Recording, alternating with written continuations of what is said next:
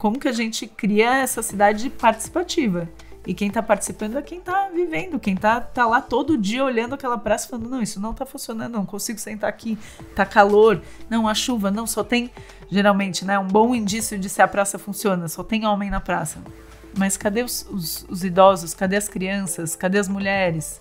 O que aconteceu nesse lugar, né? Transformar espaços em lugares, né? O espaço, ele é só um espaço físico, né? Ele é só o espaço que a gente está olhando ali, é uma praça, enfim. Mas ela só passa a se tornar um lugar, de fato, a partir do momento que ela passa a ter algum tipo de relação afetiva, emocional para as pessoas. E as pessoas querem frequentar lugares e não espaços, né? E placemaking vem muito disso.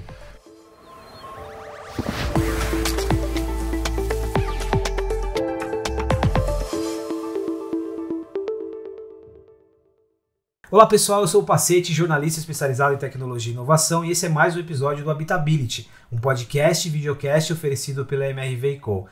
E hoje, mais um assunto aqui que complementa toda essa nossa série, que tem uma relação com habitar, com viver, com a cidade, mas especialmente hoje a gente vai trazer um conceito novo, talvez não novo para muitos de vocês, mas para outros sim, placemaking, imaginando nossas cidades coletivas. Inclusive, a nossa convidada aqui, ela é placemaker e ela vai explicar o que faz um placemaker, uma placemaker.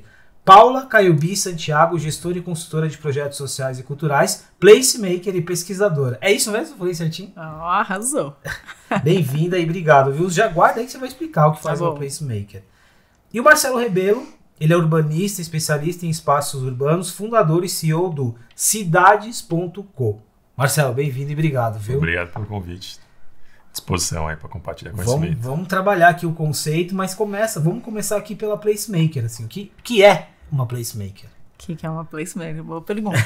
Bom, vou falar um pouco do conceito de placemaking, né? Ele veio de um conceito, a palavra em inglês, né? Se a gente for traduzir literal, é fazer lugares. E ela veio, né, eu conheci ela de uma ONG americana, que lá na década de 70, 60, começou a ver as transformações da cidade como essas cidades não estão sendo transformadas para as pessoas, estão sendo transformadas para os carros, né? Foi bem nesse boom da indústria. Então teve um movimento de como que a gente pode barrar isso e começou esses movimentos de como que essa ferramenta, essa metodologia pode beneficiar cidades em prol das pessoas. Então é uma ferramenta que pensa nas pessoas que vivem e moram nessa cidade e como que as ações do poder público, da iniciativa privada podem beneficiar quem mora e vive e pode escutar essas pessoas e deve escutar essas pessoas. Então é uma ferramenta participativa de escuta comunitária e de preservar os bairros, as comunidades, as relações interpessoais, a diversidade. A tradução ela é poética, mas não fazer lugares. Ela é poética, mas não é funcional, não né? Muito, né? Fazer lugares, assim. Mas é muito bom. Marcelo, por que esse tema? Acho que o conceito aqui está dado, mas há quanto tempo o conceito ele vem sendo aplicado, estudado e usado por urbanistas? Muito tempo, pouco tempo? É algo novo ainda? Como que é o contexto? Então, o placemaking, né, ele está dentro do contexto aí de estudo de espaços públicos, né? E você tem os primeiros pensadores assim que começam a estudar espaço público ali na época de 60, 70. Então você tem Yangel, William White, que é a base depois da ONG do PPS, né, o Project for Public Spaces, é onde eles começam a olhar para os espaços públicos e começar a estudar de verdade, assim como o pessoal lá da biologia, enfim, que vai e começa a olhar os passarinhos para entender os passarinhos, esses caras começam a aplicar essa mesma ideia de olhar para a cidade e ver as pessoas e ver como é que essas pessoas funcionam nos espaços públicos. Então, por que tem espaço público que foi investido uma grana absurda e não tem ninguém, e alguns outros espaços públicos que são lotados? E por que alguns estão lotados e outros não?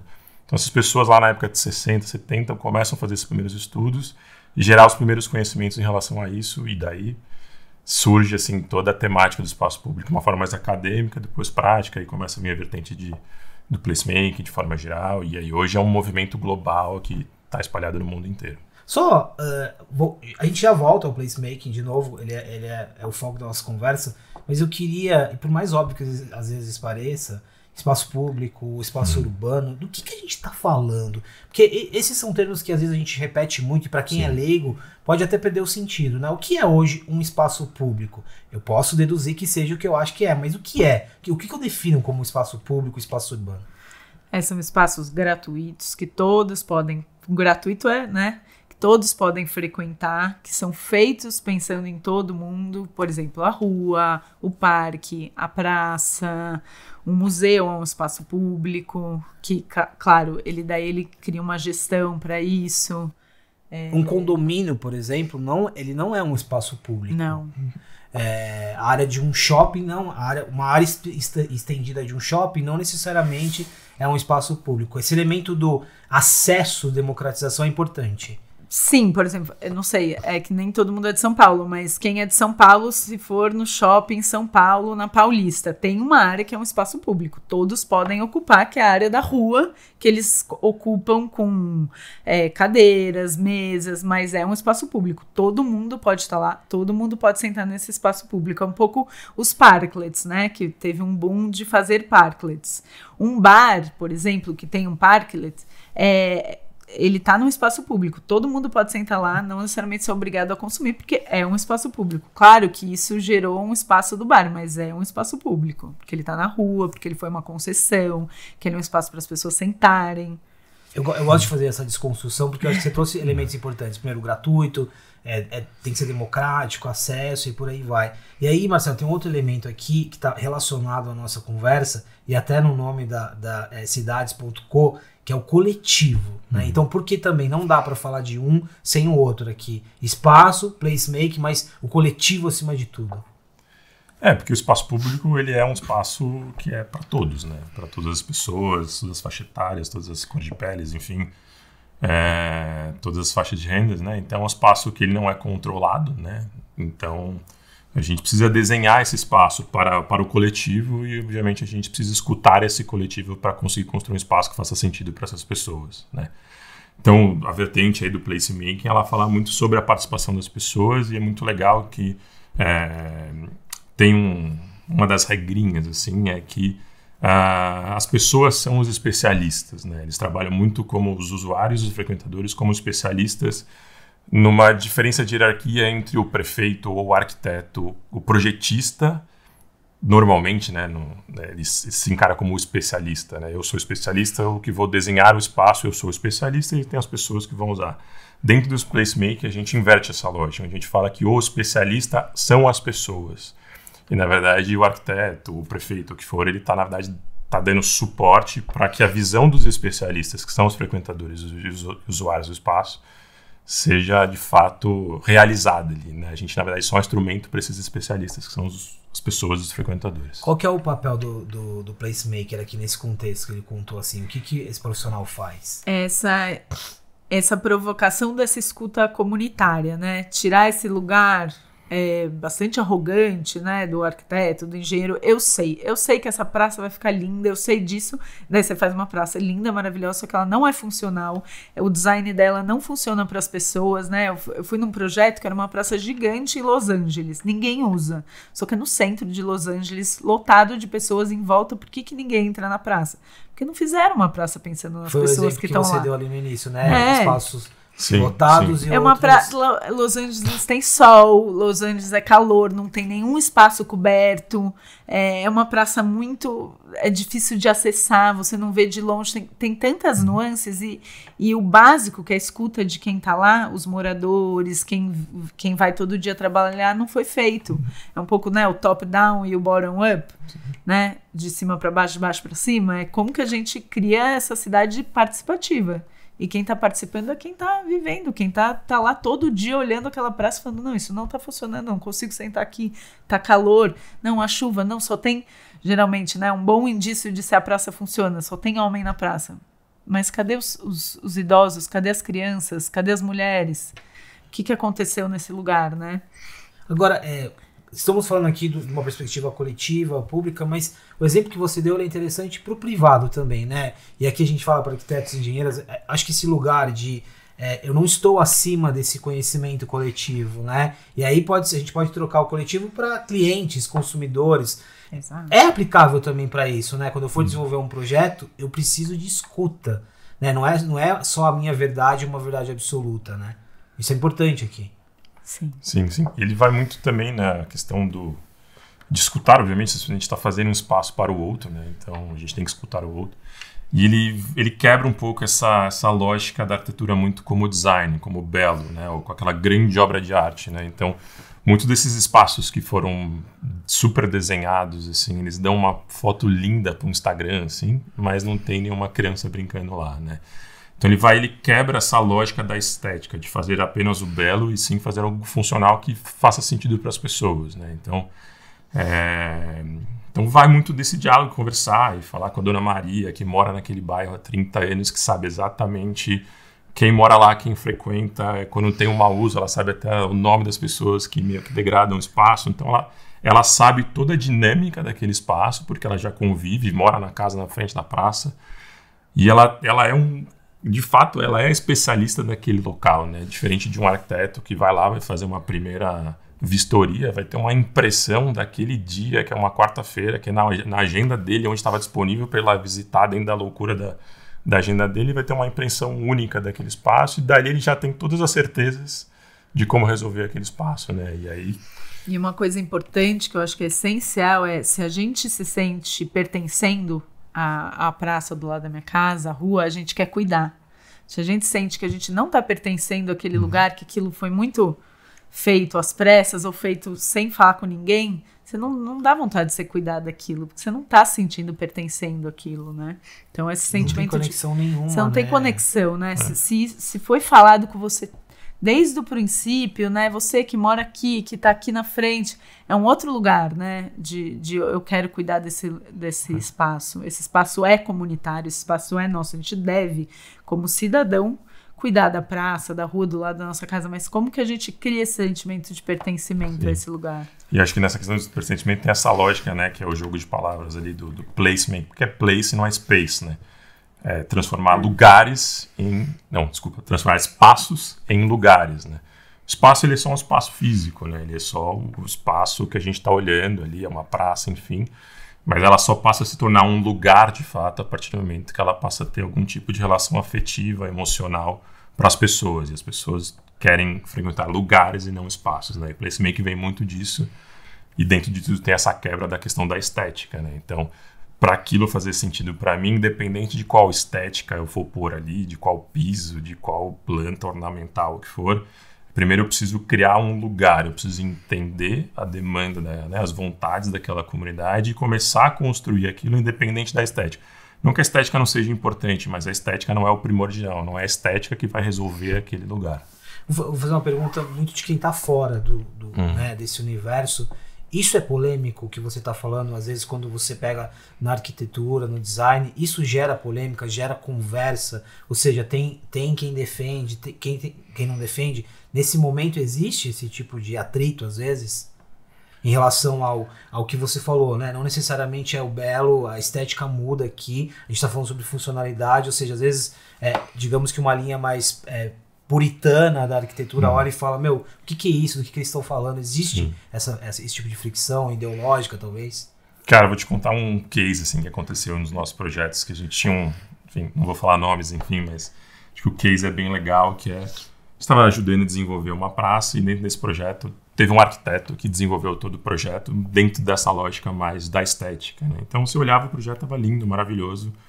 E aí tinha um parquinho, ele trocou, né, tinha uma banca de um lugar da praça, ele pôs em outro porque ele achava que ali tinha uma visão específica que a banca, então era toda uma argumentação baseada na estética e o parquinho também trocava de lugar, só que tinha uma questão que da forma como ele fez o parquinho, a entrada do parquinho era para a rua e as mães estavam muito preocupadas que as crianças iam sair correndo do parquinho, iam atravessar a rua e podia, né, ter uma questão de então se ele mudasse a porta do parquinho para um outro lado, as crianças iam ficar mais seguras, mas aquela mudança ia estragar toda a estética do desenho que ele já tinha feito. Ou seja, é muito simples e muito óbvio para quem é mãe. Por isso aqui é a escolha. Exatamente. Né? Para quem é mãe é muito simples e muito óbvio. Para ele, naquele sentido, naquele momento, não necessariamente era óbvio. E aí também toda a questão do processo participativo que aí não ia ser mais o projeto dele, não ia ser a estética dele, não ia ter a marca dele no espaço. Mas o que as pessoas queriam era um parquinho que fizesse sentido para a filha dele, né, para a filha das pessoas brincarem. E aquilo teve todo um atrito ali, e aí houve um rompimento do arquiteto com a comunidade local, justamente porque ele não conseguia fazer um projeto com participação. Ele não conseguia se desprender da estética pessoal dele, da assinatura estética dele dentro do espaço. O que vocês estão falando é muito profundo, assim, na verdade. É uma coisa egóica, né? É uma desconstrução. É uma desconstrução do eu sou o dono disso, né? E é isso, a gente vai para política, a gente vai para todos os lugares, né? Como que a gente, e ainda eu acho que o Brasil, a gente tem muitos desafios participativos, a gente olha para o coletivo, para o todo, não é eu quero um bem para mim, então eu quero muro no meu prédio, só que você vai acabar com uma rua porque ela vai ficar só murada e vai ficar mais perigosa para as pessoas que passam nela do que ter as fachadas abertas para a rua, por exemplo. Mas é um pensamento individualista, né? E essa desconstrução do placemaking vamos pensar no todo. Tem que, né? É bom para todo mundo. O que é bom para todo mundo? A gente não dá para pensar só no próprio. É isso, e é uma desconstrução. É claro, aqui a gente está melhorando na arquitetura, na engenharia, mas serve para um jornalista, serve para um político, serve para cidadãos. A sociedade vive hoje uma transformação que não é mais de um para muitos, né? Na verdade é de muitos para muitos. E essa desconstrução, e por isso que eu perguntei se tinha ali uma polêmica, porque é um processo que ele é doloroso, assim. Sim, tem que se desprender. Isso, exatamente. Você disse crenças. De ego. E tem um lado do ego, não demonizando o ego, tem um lado positivo do ego. A gente está reaprendendo muita coisa. Eu acho que esse é um ponto interessante. Ainda, antes de ir para um lado mais prático, e ainda nessa parte conceitual, aí é uma pergunta também provocativa. Tá muito claro o conceito, a premissa, a forma de executar, mas ela é escalável, né? Ela é comercial também, né? Aqui a gente tá, ela é comercial, ela é escalável, ela é economicamente falando, ela gera discussões do tipo, não faz sentido, olha o tempo que eu vou perder aqui, ouvir as pessoas, não, isso economicamente não faz sentido. Olhando por esse lado economicamente, assim, como que eu situo o placemaking? O Marcelo foi comigo, né? Acho que em 2016 a gente foi para uma conferência da ONU, que era os espaços públicos como centro de uma cidade. E eu lembro que um diretor, acho que da ONU Habitat, abriu falando, eu não sei se vocês sabem, mas economicamente o espaço público gera mais renda do que as empresas, no sentido, imagina a economia informal que gera. Economicamente o espaço público é muito... Imagina o que tem de troca, o que tem de feira, o que tem das barraquinhas, mas no mundo todo o espaço público ele é muito vivo, né? Tudo acontece ali, né? As trocas, as interações com as pessoas. Ele é super escalável, né? Eu tenho um exemplo concreto num bairro no Reino Unido, em Londres, que era um bairro típico era um bairro de londrinos, mas eles migraram para o centro, daí era um bairro predominantemente de indianos e negros, africanos. E veio, né, era um bairro próximo da cidade, vem aquele processo de gentrificação das incorporadoras, vamos construir grandes prédios. Veio um movimento tão grande, comunitário, não, vamos transformar esse bairro, não vamos... E era um bairro que tinha problema de geração de renda, de gravidez na adolescência, de violência, e eles fizeram tantas ações de placemaking no bairro, mas tantas, que é um bairro ultra vivo, rico, economicamente viável e não gentrificou. Os moradores não, né, as pessoas que moravam lá não tiveram que ir para mais longe da cidade para vir prédios de classe média alta. Eles conseguiram, a troca entre eles, continuar no bairro. E a troca é assim, por que eu preciso atravessar a cidade 2 horas para arrumar um emprego se tem emprego aqui? Como que a gente se conecta entre a gente? Se tem um marceneiro aqui do meu lado, se tem a costureira aqui. Foi todo mundo se trocando, se conhecendo através desses encontros comunitários, essas transformações dos espaços. E acho que dentro dessa questão econômica, eu também acho que o placemaking é um instrumento de minimização de risco, né? Digamos que eu tenho uma verba lá, né, aprovada para investir na revitalização de um espaço, eu posso gastar aquela verba sem falar com ninguém, eventualmente a minha solução não vai ter aderência e eu tive um desperdício de recursos. Ou se eu falar com as pessoas, muito provavelmente eu vou minimizar o risco daquele espaço não fazer sentido para as pessoas, né? Então, ele é um instrumento de economia. Acredito nisso. Eu vou trazer alguns termos do marketing, aqui a gente fala muito da experiência do cliente no centro, consumidor no centro. Exatamente. E, assim, na verdade, todo o movimento do consumo e da economia é da escuta, né? Se você parar para pensar. Né? Os focus group, as pesquisas. Não é da marca, não é mais da marca para os consumidores, é o oposto. E se for, se continuar sendo errado, né? É meio clássico, né? De quem não escutou e dá errado um produto. Exatamente, assim, e de novo, né, a gente tá falando de placemaking, mas olha como, na verdade, a gente mira em outras transformações que estão relacionadas. Só que a escala é muito diferente, né? Porque se um produto não der errado, se a caneca não der errado, uma camiseta de uma linha de produção não der errado, é uma coisa, né? Se um grande, né, um grande espaço público enorme de uma cidade der certo, são milhões e milhões e milhões que depois fica travado, né? E não é só no curto prazo, né? Não, Isso, sempre que a gente fala de cidade, é o longo prazo aqui. Às vezes para você resolver um problema que foi gerado ali é muito tempo, né? Você me fez lembrar, a gente teve um episódio que a gente falou sobre urbanismo tático. E aí, nos dois exemplos que vocês deram ali, para além desse exemplo de Londres, como que o placemaking, ele pode ser uma conexão com a comunidade. Então chegou ali uma incorporadora, vai construir um prédio, um condomínio, serve como uma conexão do tipo de te ouvir, de te oferecer algo, de construir algo junto ali também. Tem um pouco de sentido aqui, não tem?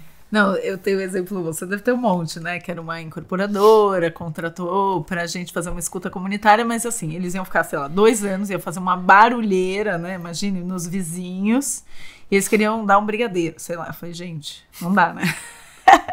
Eu falei, qual é a contrapartida de vocês? Qual é a escuta de vocês? Tem uma praça na frente. Por que a gente não faz um café? Daí a gente fez um café na praça, fez um café, cadeirinhas, e foi legal. Chamando as pessoas. A gente, uma semana antes, foi divulgando. A gente vai ter um café aqui aberto para vocês contarem. Né, vai ser construído um prédio, então o que pode amenizar os impactos, e a contrapartida também é eles revitalizarem essa praça. Mas a gente quer entender o que está funcionando e o que não está funcionando. Então veio tudo. Aqui as lixeiras são boas, mas a iluminação à noite não. E daí, se a iluminação à noite não, a praça não tem uso à noite, ela fica perigosa. Então foi toda uma escuta, daí eles fizeram uma revitalização, mas pensando nas pessoas. Então a entrada dessa incorporadora, assim, ela vai gerar impacto, ela vai gerar um incômodo, mas ela fica muito mais amigável do que essa coisa, né?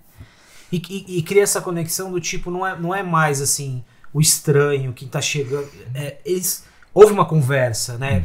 Eu sei quem tá aqui. Essa empresa veio falar comigo. Não fiquem esses inimigos. Isso, essa ideia da invasão, né? Do invasor. São eles, a indústria que quer, né, acabar com a cidade. Não, calma, a gente vai construir, mas o que a gente pode fazer para melhorar também, né? Então, esse exemplo que você deu, e aí vale para os dois também, o placemaking, ele também ele é muito utilizado por incorporadoras, construtoras nesse exercício de conexão, de aproximação. Muito, não diria. Poderia ser muito mais. Ser muito mais. O Marcelo quer trabalhar mais. Acho que as consultoras incorporadoras que forem mais inteligentes, elas usam justamente o placemaking como justamente uma ação, uma estratégia de mitigação de impacto de vizinhança, uma boa política de vizinhança. Eu trabalho bastante nesse mercado, né? Então, e o legal é que, assim, acho que antigamente nesse mercado, na verdade, se chegava a fazer a incorporação e nem se relacionava, né? Só trazia, digamos, prejuízo, né, para o teu entorno. E hoje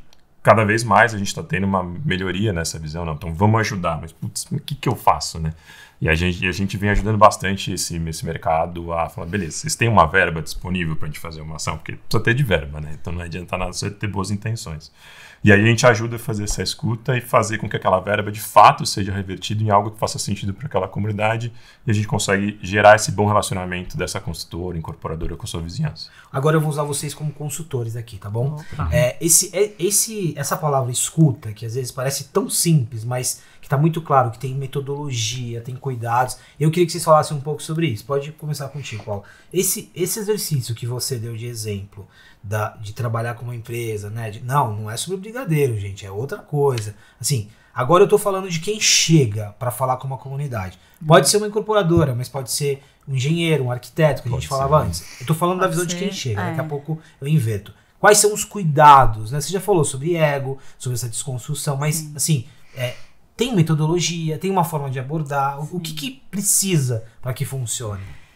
Eu acho que esse processo de escuta é um desafio de todos, né? Nós, como seres humanos aqui, de comunicação, né? De uma escuta real, verdadeira.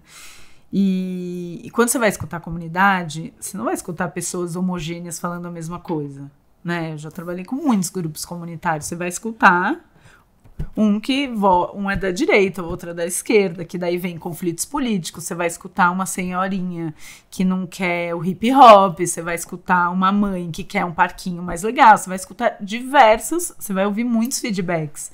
E tem uma escuta inteligente de tentar acolher, né? Acolher essa escuta, mas entender onde é realmente mais importante, né? E você vai sentindo o que é mais importante, o que não é, o que é uma coisa só da pessoa, mas que o coletivo não sai. E daí tem várias ferramentas, né? Desde ferramentas escritas, ferramentas de desenho, ferramentas participativas de escutas pessoais, escutas em grupo, provocações. Então tem um exercício aqui de vulnerabilidade também. Muitas vezes você vai ser... Muitas vezes... Tem um mediador, né? Você vai ser esse mediador, tipo comunicação não violenta, resolução de conflitos. É um pouco isso. O grupo do prédio falando, não quero isso, quero isso. É isso, né? A escuta comunitária. E eu lembro que eu fiz um projeto 2 anos em Cajamar e toda vez, e era bem nas eleições, toda vez a gente tinha que parar inúmeras vezes falando, aqui é um espaço partidário, não vamos entrar política. Daí todo mundo voltava, que, né, começa a se... vem muitas emoções, né, eu acho que e daí eles mesmos começam, não, isso a gente não fala aqui, isso não é daqui, o que a gente quer é a melhoria da praça daqui da cidade. Então, assim...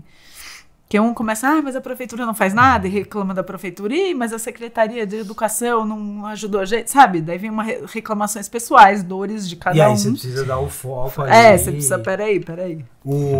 E aí, olhamos aqui a parte dessa captação, de toda essa metodologia, né, para conter os ânimos, focar. Tá bom, agora a gente tem muita informação, né? Sim. E aí, o que vem agora? O que a gente faz com essa informação de olhar o que é viável, o que não é viável? É óbvio que vão ter várias devolutivas, né, desse início aqui. O que a gente faz a seguir? Aí eu acho que entra a parte do arquiteto especialista, que na verdade ele está mais para viabilizar, fazer esse estudo de viabilidade, né? Então, primeiro, escutar a comunidade, ver todos os desejos. E aí depois o técnico vai fazer com que aqueles desejos funcionem dentro de orçamento, dentro de viabilidade técnica, de materiais e tudo mais, né?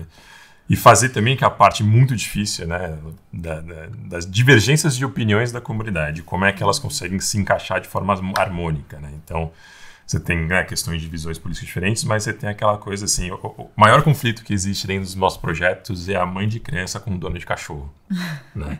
Esse é o maior conflito dos espaços públicos, por incrível que pareça, porque o cara quer soltar o cachorro e a mãe quer que a criança corra livremente e esse cachorro esbarra em criança, a criança chora, cachorro morde criança. Então, como é que a gente consegue criar e dar um desenho de uma área para cachorro dentro de um tamanho que vai agradar o dono de cachorro? Se você fizer uma área para cachorro muito pequena, ele não vai soltar o cachorro lá dentro, ele vai soltar fora da área para cachorro.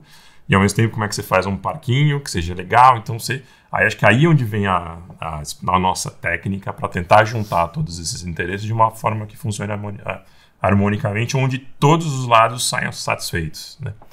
Então, essa é a parte mais difícil, assim, do processo participativo. Né? Agora tem, e aí, invertendo agora, né? Acho que está muito claro aqui quando a gente fala da comunidade, é uma comunidade com muitas vertentes, sim, opiniões, né? Não é homogêneo, como você disse. Mas qual que é o potencial? E aí eu acho que é muito uma experiência, para além da carreira de vocês, pessoal até, assim. Onde está a potência de participar desse processo? Que sim, tem técnica, mas acho que o que você aprende de vida, né? Assim, quando aquelas pessoas se juntam, o que elas trazem de repertório, de vivência. Em outras palavras, assim, o que tem de potência, né, quando a gente fala de ouvir a comunidade? Eu vejo uma transformação pessoal, né? Transformação individual também, de cada um, de se abrir, de ter empatia, de ter compaixão na escuta, nossa, isso para ela é muito difícil, né? Para a mãe que o cachorro mordeu, ou para a senhora que não quer o barulho, sabe? Você começa a se pôr no lugar das pessoas. Você fala, nossa, com certeza isso é um desafio, com certeza. Então, assim, para mim, todos os processos de placemaker eu saio mais transformada, assim, de olhar e falar, cada um tem, né, a sua interação com a cidade, a sua interação com o espaço público, os seus desafios, e como que isso pode ser, né, revertido para uma cidade que comporte as pessoas, né, que seja acolhedora, que seja pensada para as pessoas, e quando você vê que um espaço público funciona, nossa, é muito bom, né, é muito... Você poder sentar numa praça e ficar bem lá e se sentir confortável, se sentir, nossa, que gostosa a minha cidade. Você é muito surpreendido, Marcela? Assim, você pegou muito nessa parte de... os dois, né? Mas de desconstrução, né? De tirar essa ideia do arquiteto e tal. Você se surpreende muito quando você está nesse processo. Você deu exemplos básicos aqui, mas eu tipo, caramba, meu, isso aqui não ia aparecer talvez num livro, ou não ia aparecer aqui em anos que eu tenho de experiência. Ser surpreendido é um exercício nesse processo de escuta também? Sim, acho que fazendo tudo, aí você fala que é para todos, né? Vamos, né, ouvir todo mundo. E aí você começa a ouvir todo mundo, você fala, tem muita coisa aqui que meio né, tem conflito de interesses aqui. Então eu falo, tem um grupo dos cachorros, tem um grupo da mãe, tem um grupo da horta, tem um grupo dos ambientalistas, tem um grupo dos marombeiros, tem um grupo da galera aqui, cara, que é a praça sem ninguém, cara, tem tudo, assim. Então o processo é muito louco, assim, é incrível. E acho que o que eu mais fico feliz é quando a gente conclui um processo, consegue, né, gerar, e aí, cara, você vê a transformação e depois você vê a praça sendo super utilizada. Tem uma praça que é a Praça Vila Buim, que foi a nossa primeira praça, e a gente faz mensuração, né? Então a gente mensurou a praça antes, fez todo o processo, promoveu toda a revitalização e mensurou a praça depois. Então a gente, que nem eu falei, que conta os passarinhos, vê como é que eles funcionam, a gente vai lá, vê as pessoas, conta depois, assim. E aí uma das escutas que a gente teve lá foi justamente das mulheres, né? Eles tinham muito medo de frequentar a praça, porque eram arbustos altos, era uma presença massivamente masculina e tal. E aí a gente fazendo coisas simples, tipo, diminuindo os arbustos, tornando a praça limpa, revitalizando o parquinho. Então a gente não teve uma grande revitalização, a gente não teve uma grande transformação, a gente fez o básico.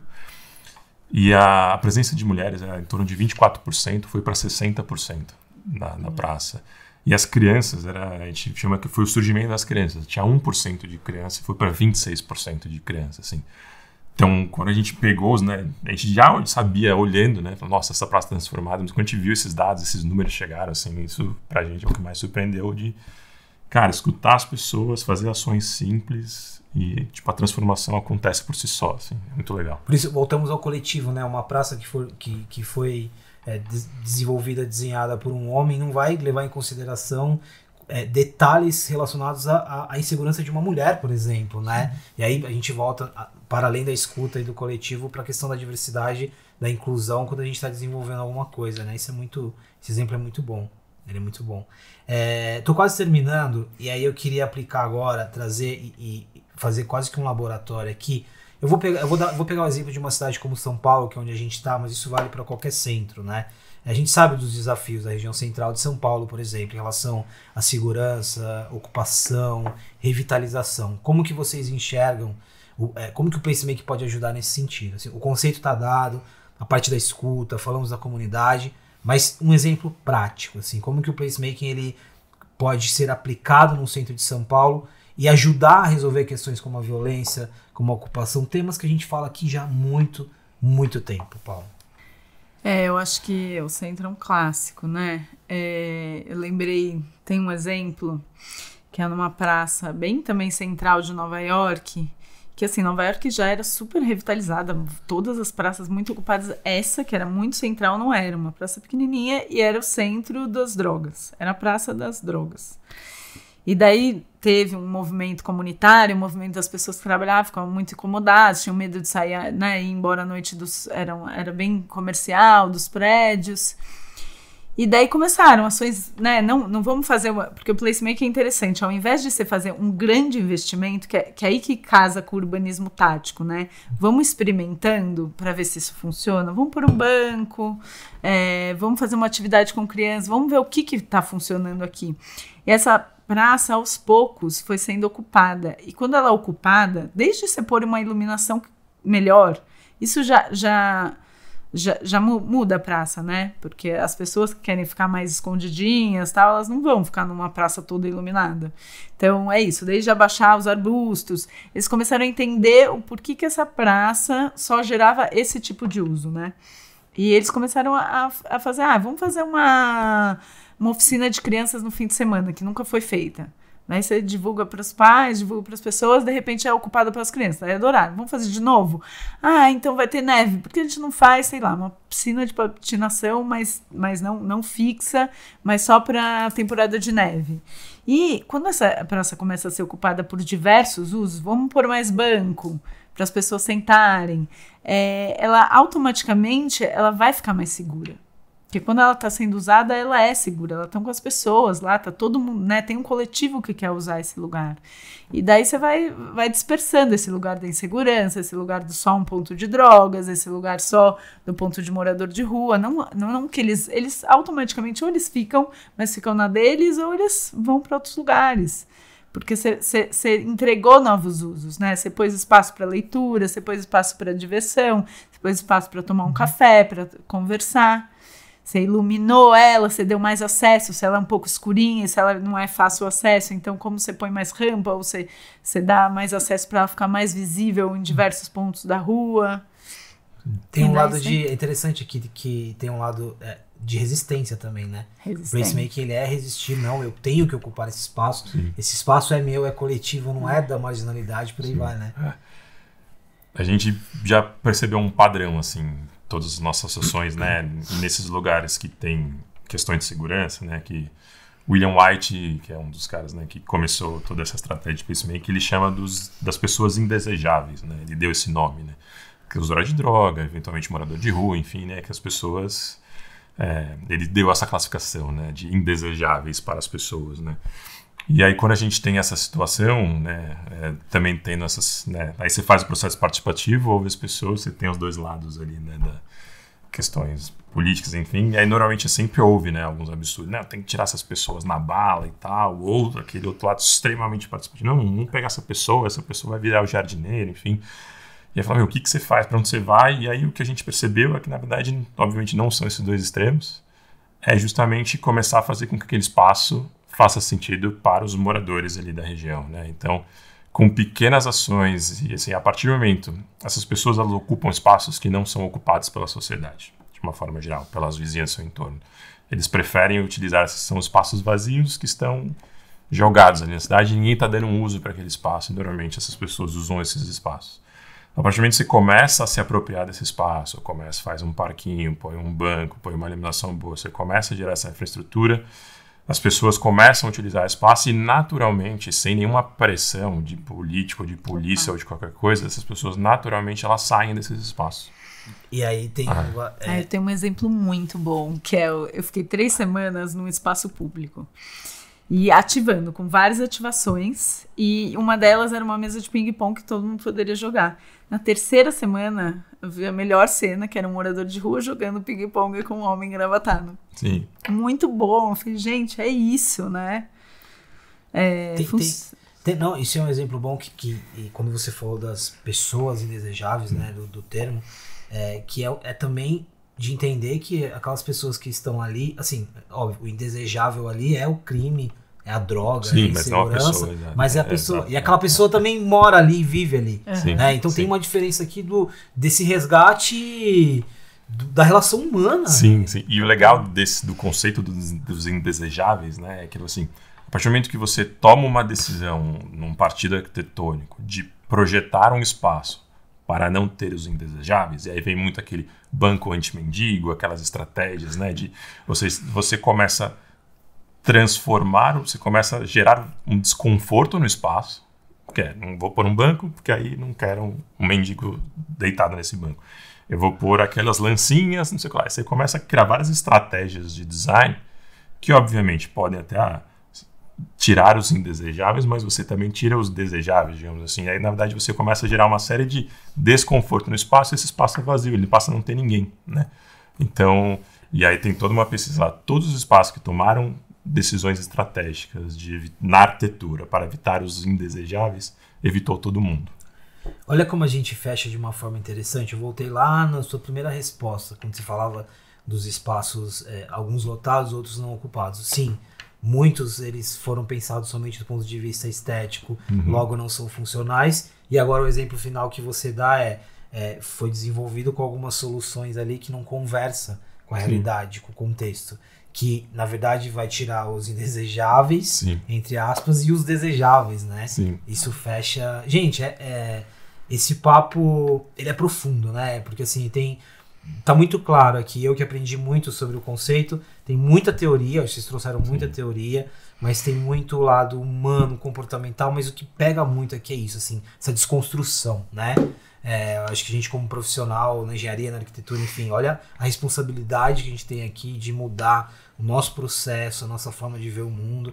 Acho que o que define bem aqui, por mais que seja um termo que já tá tão batido, né? É estourar a bolha aqui, né? É estourar a tua bolha, a tua, todas, a nossa. Misturar as bolhas. Isso, Bora misturar. E essa visão individualista não funciona mais.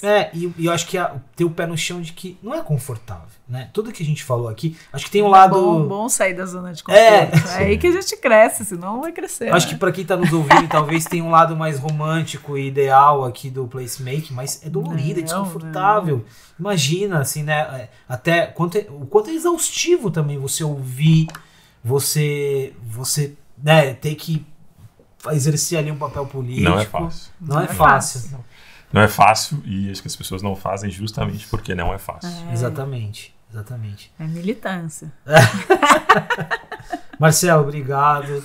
Paula, obrigado. Acho que foi mais uma aula. Esse episódio ele complementa muito com o urbanismo tático que a gente já falou aqui. Super. Acho que os exemplos, os conceitos são muito próximos e eu queria super agradecer, viu? Obrigado. Obrigada a você. E obrigado muito também. Obrigada pelo convite. E é isso, pessoal. Mais um episódio do Habitability. Placemaking, que na tradução seria fazer lugares, e que não fica muito legal, mas dá uma ideia aqui. Olha o tanto de camadas que a gente tem, né? Só nessa conversa. E aí aqui fica uma reflexão, né? Para nós como profissionais, do nosso repertório, do nosso olhar, assim, o que a gente está fazendo nesse novo mundo, né? É isso, mais um episódio do Habitability. A gente continua e eu encontro vocês no próximo. O Habitability é um oferecimento da MRV &Co, uma plataforma habitacional composta pela MRV, Resia, Sensia, Logo e Urba.